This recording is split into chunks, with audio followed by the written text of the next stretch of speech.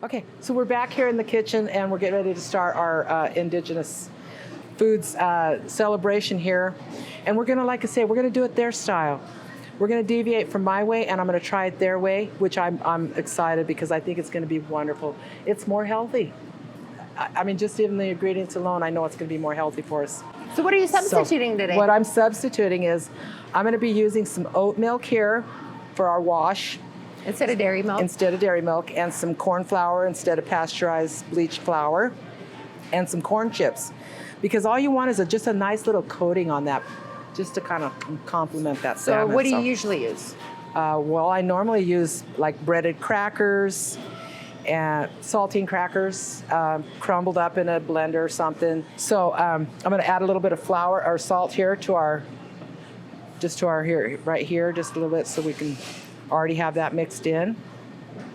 And I want to try a little bit of, this is a pinyon pine smoked salt. I won't use too much because we already added some other salt here, so I don't want to put, actually I think what I'd like to do is I'd like to just kind of put those right over the top, like this. So it can kind of really get in that flavoring there. Okay, so I'm going to take one of these pieces here. And first thing I'll do is I'll just kind of dip it in this little wash here. And then I can put it in this flour again, because I like to do it twice. And then I go back in here again, and then I put it in here and do this. And if Mary's grease is ready, it's getting hot. It's super hot. then let's go ahead and try. Let's sit this in there and see what happens. We're frying in avocado oil. We usually use vegetable oil to fry in. Or canola oil. Canola. So it really doesn't take a whole lot of time to fry up on both sides. As you can see, it's already getting nice and crispy. Salmon, very delicate meat, and it does cook up pretty fast. So we're not going to leave it drop down in the hot grease for too awfully long. Yeah, they're thin, so. And we do this twice so that this, when it goes back in again here, it'll just kind of hold this breading on right here. So, and then, you know, what I didn't do, and my hubby would say, hey, why'd you leave that skin on there? But some people like the skin. The skin is like a chicken skin. So it's your own preference, you know. And I'm a fan of the skin. And if we were at home, we would be in have a big old pan full of them ready, and maybe a nice handful of some potatoes thrown in the oven, roasted with some garlic and other yummy things. Oh, I love garden potatoes. They're so good. Deep frying salmon is actually kind of a little bit more controversial. You don't hear about it as being one of those fried fish because it is fairly delicate, as you can see from this piece here, which is usually why we'll cut them in smaller pieces, a little bit more bite-sized pieces, because then they are just a little bit easier to flip. But I think this looks absolutely beautiful, left in its larger size. One of my favorite ways to eat salmon is poached. Like I was mentioning, when it's salmon season and we are working to get our salmon prepared and we're canning it, we're smoking it, I don't like seeing things go to waste. And so I'll usually take some of the backbones and I'll just throw it in some salt water and just eat a little bit of poached salmon, pick it off the bone. I love it deep fried. I mean, this is absolutely kind of almost like a sinful way to eat salmon. But that's, you know, one of my favorite ways. I'm always down for some smoked salmon. She makes some killer smoked salmon, so. Probably one of my favorite, the absolute favorite is, it's so simple. You just take your salmon, you fillet it in half how I did earlier, and just put it on a grill. And throw white sauce on it. And the white sauce, if you have the right white sauce, it just makes that salmon just melt in your mouth. And you're like, well, I'm full, but I would like some more just because it was so good. And so when the salmon starts to get brown and crispy on the outside, you know that it's done. If I started taking it out and it was falling apart, but it's mostly just over years of cooking salmon, you just kind of get to know the look of it. Well, luckily this one here did break apart for us, so we can kind of get a look on the inside and see that the salmon is done in the middle. There's no little wet looking parts in the middle of the salmon, but it's definitely something that a fish you don't want to overcook. But I'm just kind of eyeballing it, using my instincts that I learned and were passed down from my mother in the kitchen to just kind of know not to overcook your salmon, but not to undercook it when you're frying it. I think it looks even more delicious than ours, and I have to just get in there and steal a bite and just taste it out. Oh my God. I think the blue corn chips are the new substitute. Now is the way, no longer a substitute. I like the actual crunchiness to the outside exterior from the corn chips. I think the corn flour also leads to the extra crispiness in the salmon. But what I'm really liking is that smoked salt flavor that is coming through on there. That pinyon pine smoked salt definitely has added another layer to this salmon recipe. Very good.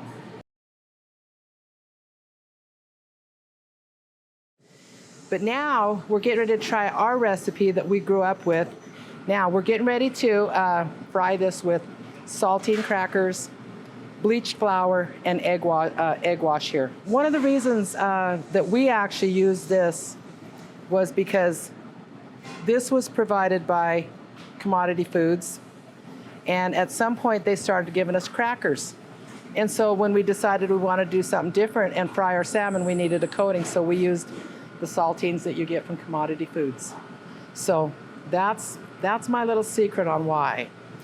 So that first recipe would have been perfect for my grandson because he has a lot of different allergies. He's not allowed to eat the eggs, so he would not be able to have any of the egg wash or this way of salmon. He can't have the flour and the gluten in the flours, but he would be able to eat the corn flour. So that version that we just cooked, my grandson could actually eat. So I'm just going to sprinkle a little bit of salt over these again, just a little bit over here. Like I say, I think salt and salmon go together. And then I'm going to take one piece here, and I'll do the same thing. I'm just going to put it in this egg wash. And I'll do the same thing with this flour. Mix it here. And then I'm going to go back in again one more time. Grease is nice and hot. You can see it's starting to get its bubbly on. And this is going to be really good and tasty, but again, it's going to not be as healthy. I really have noticed a difference in just the structure of how it's upholding with the crispiness of the corn chips versus the saltines already. We're using a different oil. We're not using the oils that we used earlier that was more of a natural.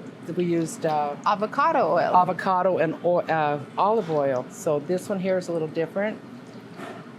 More of your traditional just canola oil or peanut oil, or anyway, just the store-bought oils that you get. Vegetable oil. Vegetable oil. Get underneath it and get a nice little flip over of the salmon there. It's already starting to get crispy on one side.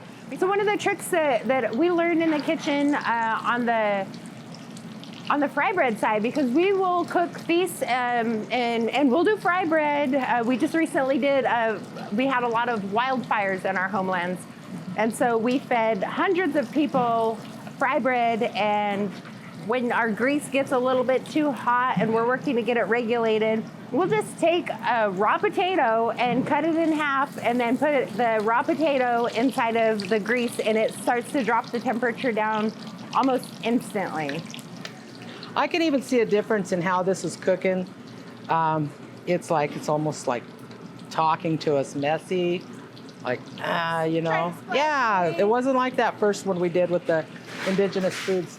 One thing that I'm also noticing the difference between the saltine crackers versus the corn chips is that the grease is just really saturating inside of the saltine crackers.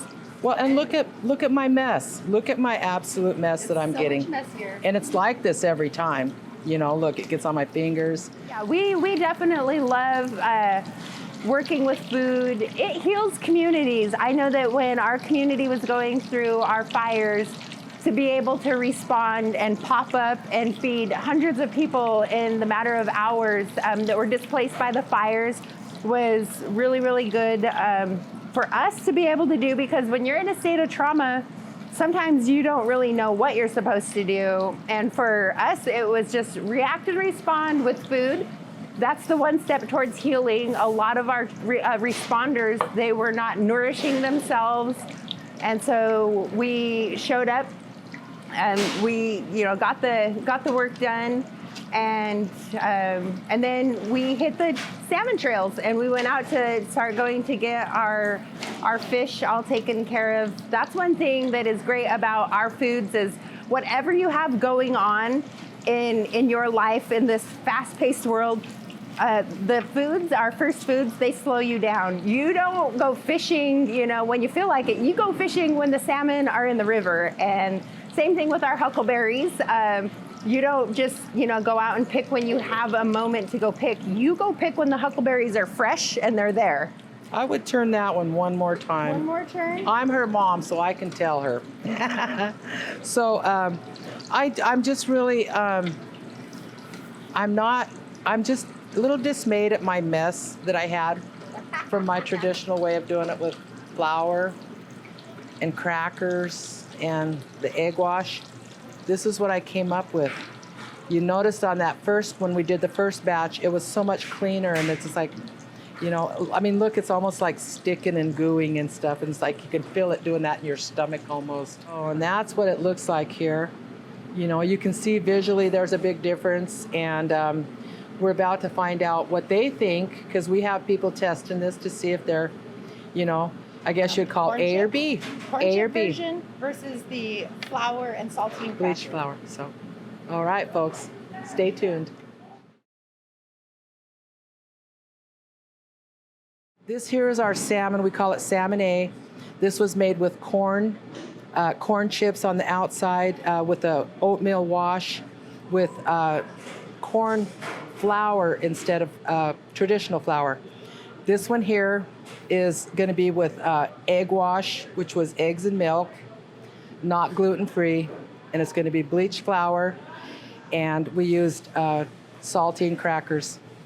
The corn chips add such a unique flavor to the salmon that it enhanced it and made it so, it complemented, is all I can say, is it complemented and stuff. We're gonna share this first bit of salmon, and we're gonna try it again with the cornmeal.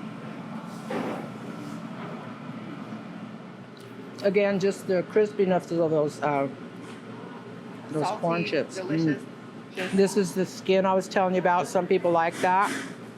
Might want to eat that. I will eat the skin. Skin, special treat for me. So it was just really, really savory. The salmon stayed super moist on the inside. I mean, you can see that it's still holding up pretty good, almost like a chicken strip. It was kind of what it reminds me of. So, and just to know that it's made with healthy oatmeal milk and corn flours, it makes me happy and excited to try that at home for my family. with a lot of these, commodity foods ingredients, the flour, the dairy milk, as well as the eggs, and using the salt, just regular salt. Just saltine crackers on our coating on this one.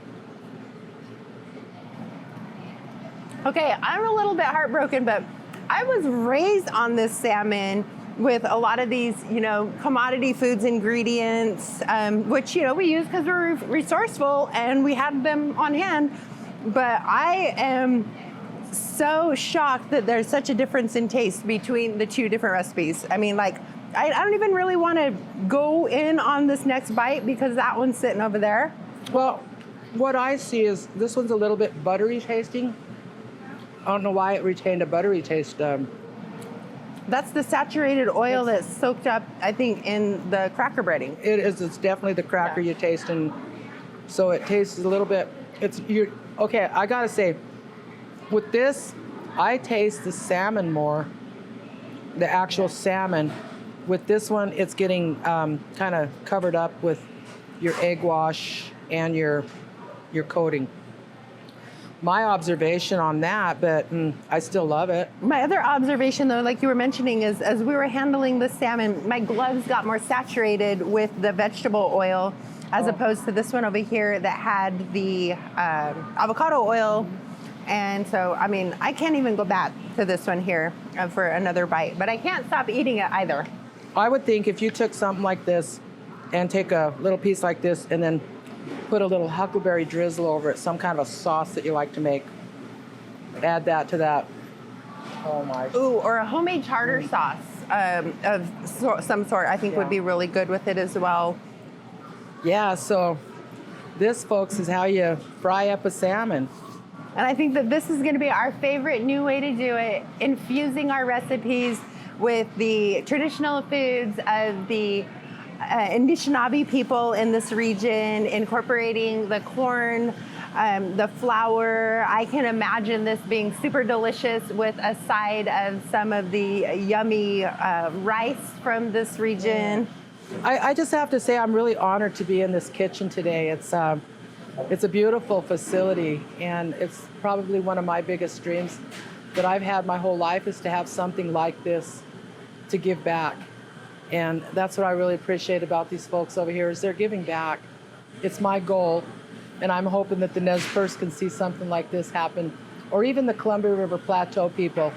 You know, we all have to come together as Indian people to do things, and I'm just so honored to be able to share our salmon with the folks here at the Indigenous Food Lab. So thank you. If you're ever in the homelands of our people in Nimiipuu country, then definitely stop by From the Heart in Kamiai, Idaho. You'll find canned salmon, smoked salmon, fillets if I have them. A lot of times they're, you know, some salmon's just hard to keep in stock. But we're hoping that things pick up with our salmon because they have to survive so we can survive.